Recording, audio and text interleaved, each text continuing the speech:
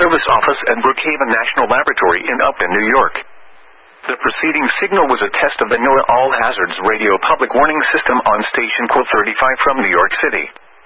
During potentially dangerous weather situations, specially built receivers can be automatically activated by the signal to warn of the impending hazard. Tests of the signal and receiver performance are normally conducted by the National Weather Service at 11 a.m. each Wednesday. If there is a threat of severe weather, the test will be postponed to the next available good weather day. Reception of this broadcast, and especially the warning alarm, will vary at any given location.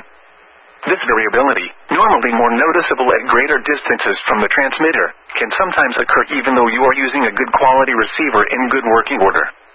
To provide the most consistent and dependable warning service possible, the warning alarm will be activated for hazardous watches and warnings for the following counties: in Southeast New York, Bronx, Kings, Nassau, New York, Orange, Putnam, Queens, Richmond, Rockland, Suffolk and Westchester; in Northern and Central New Jersey, Bergen, Essex, Hudson, Hunterdon, Middlesex, Monmouth, Morris, Passaic, Somerset, Sussex, Union and Warren; and in Southwest Connecticut, Fairfield.